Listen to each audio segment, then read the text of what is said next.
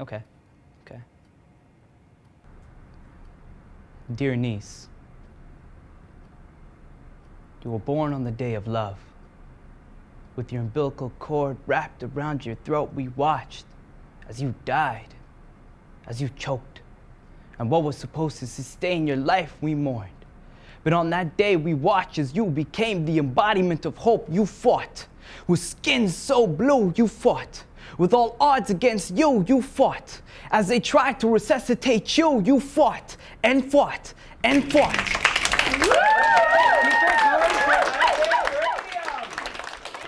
My stage name is Apollo the Child. I've been doing spoken word in the city for 9 years.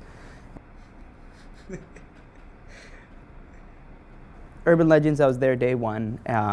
Again, I was like 16, slamming against people who have gone on to become world champions. 2014, I was the team captain of the team, and then this year, I'm also the team captain. Capital Slam was the only slam in Ottawa for the longest time. They've been running for 11 years now, I think.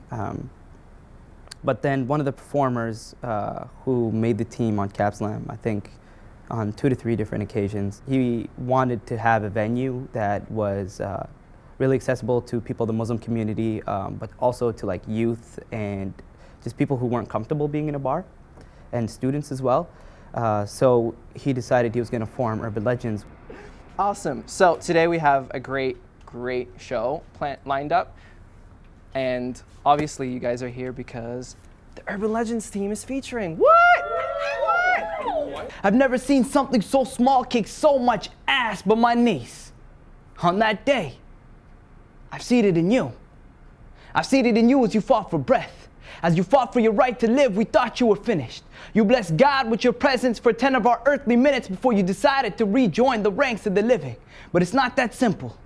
In life, these things seldom are. The battle you fought had come with a cost. For being gone so long, the doctor so calm told us that most of your hearing was gone.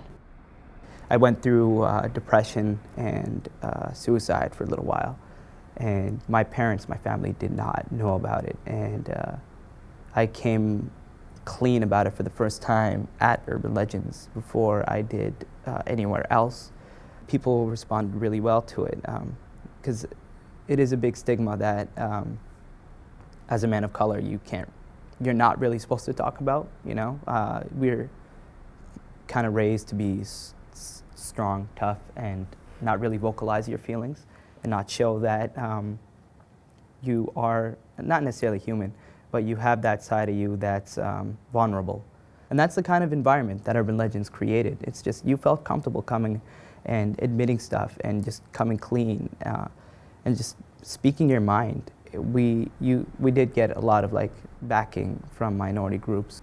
So Urban Legends was that spot. It was that stage that was meant to be accessible. I say people are minority mainly, but it was supposed to be accessible to anyone. My name is Panos by birth, but I go by Plato. 2015 team. They're just a great bunch, to be honest. So it's myself, Apollo the Child, Infinite Mind, Dolly, and Girly Boy. Hi, my name is Caitlin Hamilton. I go by Katie. In the poetry community, I go by Girly Boy. Sugar and spice and everything nice, girls are taught to be weak. I am the only person who does not identify as cisgender, so I don't know if that's, because that kind of allows me to talk about that in a different way than them if they were to ever talk about it. In general, the world as a whole is very like cis-normative, but in the slam poetry community, it's more if you were to talk about it, those are the people who either would know about it already and then would just kind of be like, oh, okay, cool. Or if they don't know about it, then you usually have a very, like, you kind of instantly have a pretty strong connection with everyone in the community, so they would feel like open to ask you questions about it. It actually starts out with the swear words, though.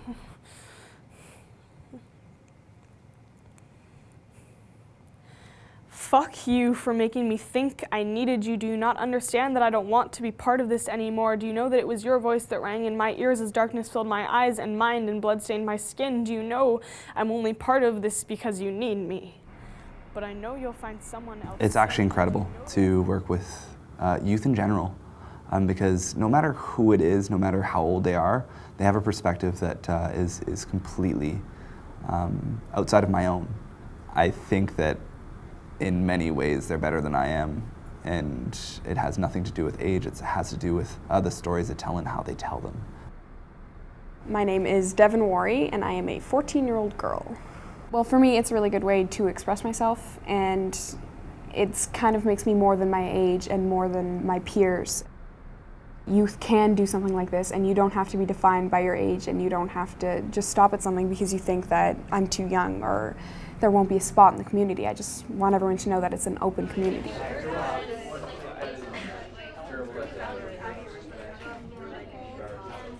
For being gone so long, the doctors so calm told us that most of your hearing was gone. They told us you were lucky to have died cerebral palsy, lucky to have died such a lethal fate, but not lucky enough. See, we cried when they told us use of hearing aids, my niece. I wrote that poem for you.